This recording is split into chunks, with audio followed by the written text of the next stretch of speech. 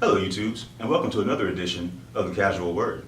I'm your host, Langley, and today I'm very excited to have another guest on the show. I know it's been a while. I know that you guys have seen a lot of different things. I've got a lot of little mini-series going on, The Quiet Time, The Series Chronicles, but I try to operate in the spirit as much as possible, and when I feel convicted that there should be on the show, someone on the show rather, I try to reach out to that person and see if we can sit down. And Josh Bryant, who, thank you for being on the show, sir. Thanks for inviting me, is a producer and rapper, poet, very talented young man. We met several months ago through mutual friends, and he's undergone a marvelous transition. And I'm going to let him tell you more about that, but to see him grow in his faith and enlightenment and a higher understanding of what we should be doing as human beings. He came out to my last poetry slam, and I've been watching his videos and kind of following along with his progress and some of the things he's been saying, and I really felt strongly that it was not only time to have another guest on the show, but he was the right guest to have. So without further ado, we'll let Josh talk about some of the changes that have happened in his life here recently, that he has undergone this transformation into almost a state of higher consciousness, or into a more rounded and grounded understanding of his calling. So, Josh, thank you for being here again. I really appreciate it, man. It's kind of crazy how my situation had happened. I guess just like everyone else, I wound up being really extremely troubled growing up, because I fell in love with music before I'd gotten out of high school, and I was in various bands. 14, I was in a metal band, and a lot of our lyrics had a lot to do with, you know, the pain and the struggle and stuff in life, but you could kind of tell it shows that no one was really catching on to what we were saying. They were like, oh, they just blah, blah, blah, and stuff like that. But it was one of those things, and I was like, man, I just wish I could find a platform where I could, you know, help others, you know, deal with things, because that's how I fell in love with music. When I was a kid, I was going through a lot of stuff. We were, you know, under the poverty level and stuff like that, and I just resonated with a lot of Biggie, a lot of Tupac stuff, you know, even though, you know, the race difference or whatever, I didn't see that. I was just like, man, they're going through some stuff, they're going through some stuff, and I'm going through some stuff, and I can really relate to, you know, some of those struggles. And I was like, how could I as a person get into that? So I started, you know, doing the rock thing, and then I started learning to play guitar a bit, and I started playing some folk music, and people more so kind of resonated with the folk music, because it was in Abingdon, Virginia, Abingdon High School. Everyone's all about bluegrass and stuff like that. But then one of my buddies, Malik, had approached me. He was like, bro, man, I rap, and, you know, you record stuff. Can we get together and maybe collaborate, and you record some stuff? And I was like, yeah, I would love to. Just to let you know up front, I don't know how to engineer rap at all. And he was like, nah, we can figure it out if you do, you know. Like, okay. So then I wound up hearing some of the stuff Malik was saying on off of paper into music, and I was like, oh, this is my platform. Right. And I was like, but the race thing came to be because of the fact I had long hair, I'm white, you know what I'm saying? And these cats are looking at me like, what are you doing? And I'm just like, why should that matter? Right. You know what? Because it doesn't matter. And at the end of the day, we're all human. We're the same people, as Michael Jackson had put it. We're all the same people. We all deserve love, and we all deserve to give love. And so I took that and I ran with it with Malik, and then we got Aaron Brown and Nick Williams. And then me, Aaron, and Malik started doing shows and stuff like that. And then we started getting noticed by, you know, the upperclassmen, the more wise people. And I kind of fell out and started hanging out with them, but they were doing all these parties and stuff like that. And they were, yo, you can do your music at these parties and stuff. And yeah, and then I fell in love with that stuff. And then I just fell in love with the hype, the heat of the moment. Right. And it was the, man, if I drink, I don't feel that struggle. I don't feel that pain. If I smoke, I don't feel that pain, that struggle, or whatever else they bring to the table. So the party outweighed the talent. The party became more fun than the initial, I want to write a track, air out some stuff, and talk about it. So I fell off. I wound up getting myself into quite a bit of trouble, and then I went to jail for a little bit of time, and I had a whole lot of time to really think about some of the things that I was doing, some of the things I had thought about, and I was like, man, I'm not even this proud. I remember being in jail, and I woke up, and I dried out after about 2 weeks of being in there, and I was like, what did I do? You know what I'm saying? What did I how did I? Sobering moment, not just from the substance, but from the experiences, right? And how do you sober up and then realize that there's something different, something better out there? Yeah, I was like, how did I go from wanting to achieve this dream to where just I could, my whole goal was to change one kid's life. Like Pac and Biggie had changed mine, just gave me that inspiration to keep pounding it through, or keep going day after day. And I was like, how did I go from wanting to change people's lives to winding up right here? I got my 3 squares coming to me, it's all runny, it don't taste good. Everybody in here struggling. I was like, it don't even make sense. And then I wound up getting blessed and got on this program, the drug court program, Veritas here in Bristol. It was a life-changing program. Shout out to you guys all the way, because they held us really accountable. And I really had no idea of how deep in addiction I was, even sober in jail. Mm-hmm. And there's so many different levels of addiction that just people don't get. And it's really easy to fall in the grasp of addiction and just not even know you're addicted to anything, much less a horrible lifestyle. And I mean, we got drug screened 3 times a week. We were in court once a week. We had to do community service every week. We had 3 different counseling groups we had to go to just teach us, this is what you can separate your life from the way it used to be. You can continue living that way after this program, after you go to jail if you violate this program, right. Or you can change your life around. And I was all about that. I didn't understand a lot of their concepts at first because I wasn't willing to make that change. At first I was like, man, I can make it through this in a year or 2 and I'm gonna get right back to the grind. And then I realized towards the end of that program, I was like, no, they're just trying to teach me to be a better person. Yeah. And I think a lot of my mentality came out of that program, came out of being in jail, because there's people that are in jail that are just not going to get out.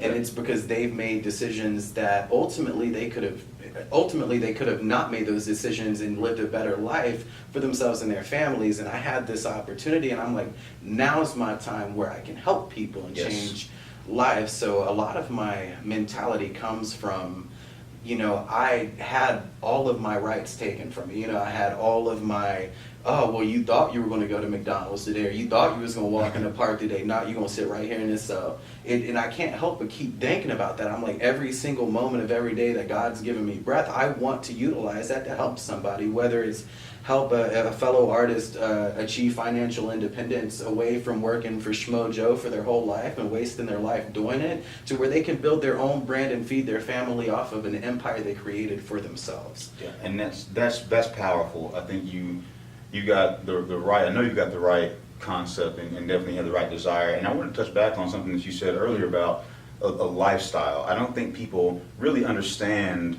the scope of, like you said, the grasp of addiction. And I think people think of addiction as only being to a substance, or to only being to, even to a person or a circumstance. But I don't think people understand to what extent being addicted to a lifestyle is. It doesn't have to be a lifestyle that would be perceived on the outside as being negative.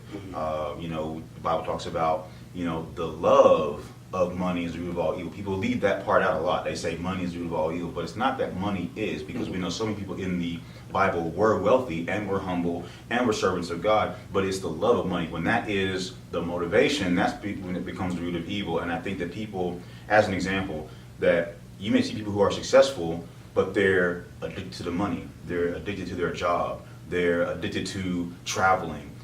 All these things can be devastating to a family, to your own personal well-being. Too much of anything is a bad thing, and people don't really understand that a lifestyle in excess of any sort can be detrimental to your physical, your spiritual, your emotional, your mental well-being. So hats off for touching on that, because I know people immediately think of addiction as being substance related, and it doesn't have to be that at all. So recognizing that not only was there a level of substance abuse, but there was a lifestyle that you were addicted to that you had to really step away from in order to be able to start moving in the direction that you're moving in now.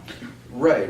And addiction, you're completely right, doesn't just stick with the substance, because I'm a firm believer, and I know a lot of people believe different things about addiction. I'm one of the people that believes after you're an addict, you're always going to be. It just switches from what you're addicted to. So now my problem is I'm addicted to making beats and producing instrumentation, working in the studio with people. And my big addiction was the TV. So I made the executive decision a year and a half ago, there ain't no TV in my house no more. Because I could go through some TV, man. You know what I'm saying? So just watch everything. Yeah, and I was just like, that's more detrimental to my health than anything. If you sit down as someone that's sedentary, your body's wasn't made to be to sit around. Our bodies are working bodies, you know. And if I'm not mistaken, I'm pretty sure setting down for longer than 4 hours at a time increases your risk of a heart-related attack, a cardiac event, by 400%. Wow. Yeah. I read that in some college book I was in, and I was going to school for psychology before I wound up with all the felonies and all of that stuff back in the day.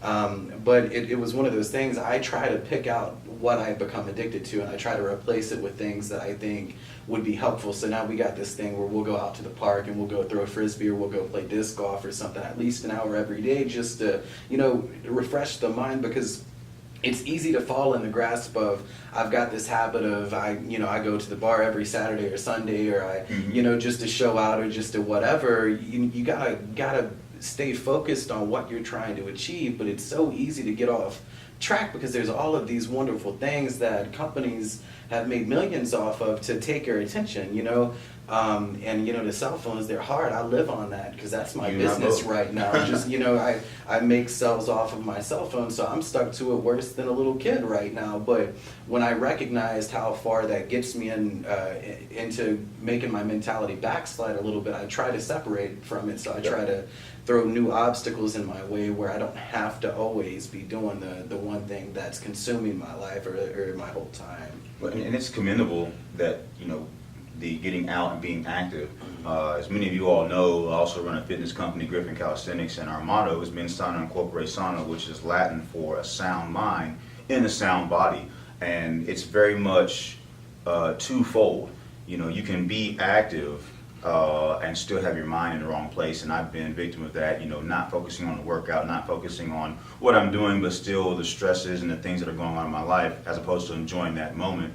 And then of course there's the other side where you're just sitting around and it's festering and there's nothing happening, and you're not getting out, you're not being active, your body's not doing anything. So they very much are complementary of each other, where you can use one to benefit the other and vice versa. So if you guys are spending too much time sitting down, I know we live in a society where you have to sit behind a desk, you got to sit at a computer.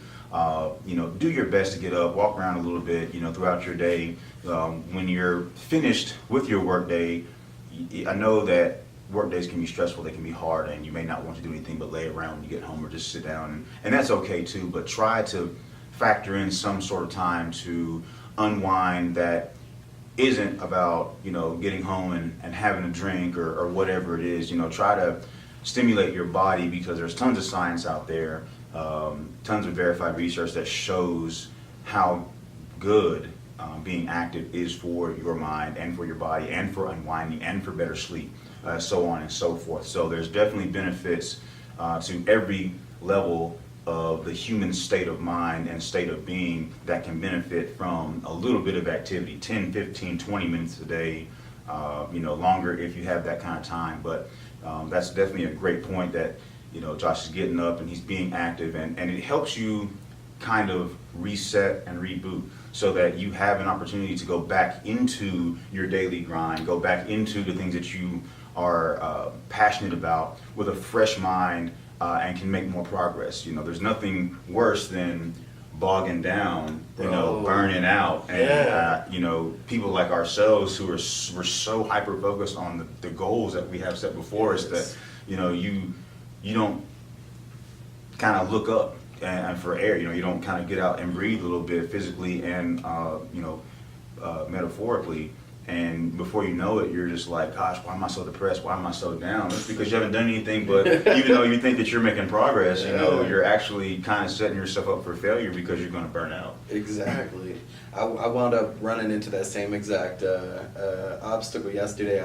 I'd finished the majority of a beat, and it took me quite a while because I'm trying to do things that are a little different. I want to make a wave that sounds completely different than what's going on the radios and things like that. And I had everything laid down, and it was down to laying the 808 or the bass line of the beat, and I just couldn't figure it out. I had it in the right key. Everything it made sense, but it just didn't sound like it should go there. And bro, I'd gotten so mad at that. And then eventually I was like, oh yeah, what was that lesson I learned earlier this week? Get out the house, go do something, go exercise. We went to Sugar Hollow. It was a beautiful evening. When I came back, I laid that 808 down. It sounded hard, and I got to working on another beat because I was so exhausted. It was just like all that stress got burnt off with some extra of the fat. You know what I'm saying? Like, absolutely. Absolutely, it's definitely beneficial. So yeah, it's it takes a lot of courage to be able to look at yourself and to seriously analyze yourself and say, where are my faults? Where can I be better? Where am I not being the best version of myself that I can be? And I think a lot of people are afraid to have that conversation with themselves, which leads them to going in opposite directions and different things. Of course, like you said, you know, once you're addicted to something, all you ever do is end up replacing it in a lot of circumstances. And I think people don't want to, and this of course does not apply to everyone, but there are a lot of people that I speak with that are just afraid to look at themselves seriously, deliberately, and really dig into the things that they don't want to remember or see about themselves. But that's an important part of self-growth. That's an important part of getting on your walk and being able to maintain your walk. You know, we're always going to slip. We're always going to backslide a little bit. Yeah. You know, we're human beings, and that's just part of who we are. That's part of what makes us human. But there's an element that will allow us to continue to move forward more than we move back, and that's the ability to be introspective and retrospective and say, okay, what did I learn from this mistake? Right. What can I do differently the next time?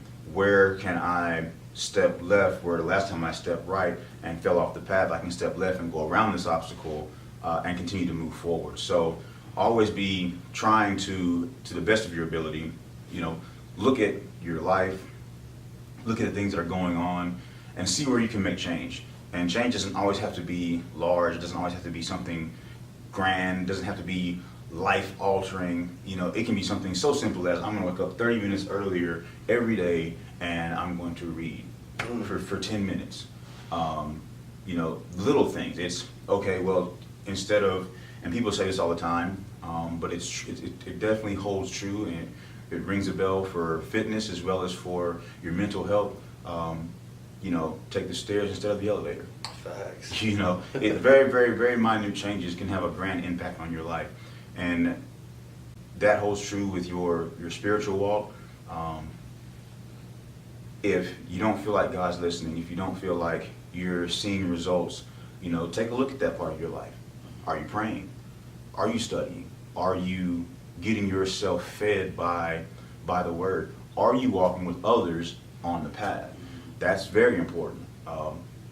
We don't all have to believe the exact same thing. We don't all have to practice the exact same religious procedures and protocols. However, we can all agree that we can all work together for the betterment of ourselves, our community, our families, and humanity.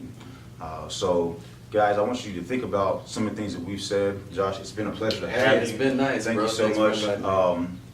As always, guys, like, share, subscribe. CasualWord.com is the website. A couple of things that are coming up. I've got another Poetry Slam at Bloom on the 11th. Again, it's from 7 to 9. Sign-ups are at 6:30. If you can, try and sign up so we can have a pretty good list of people and everybody gets a chance to speak. This coming up weekend, the 7th and 8th, I will be in downtown Johnson City at the Emoja Festival. I'll have typewriters set up. I'll be writing. I have typewriters out to try. I think we're starting at 3 or 4 on Friday. We'll be starting at 12, I believe, on Saturday. So if you can, get out to Johnson City. It's always a great festival, a lot of good things going on there. A lot of great exhibitors will be there. It's going to be a lot of fun, and always stay on the website, stay on social media to kind of keep up with everything that we've got happening. Josh, anything you want to put out there? Yeah, I just want to touch base on, don't forget guys, perspective shifts are like huge, and that's it's a good way to be a positive person. Don't forget to love everyone as you anticipate on being loved yourself. Giving that love out there is very important, because people out here just like you, we're all images of our own selves looking at each other for a path to walk or for some help. Everyone could benefit from service work from everybody. Give love and you'll receive love. That's all I have to say on that. Awesome, guys. So let's change the way we think so that we can change the way we live. It's the Casual Word. I'm your host, Langley. Till next time, stay blessed.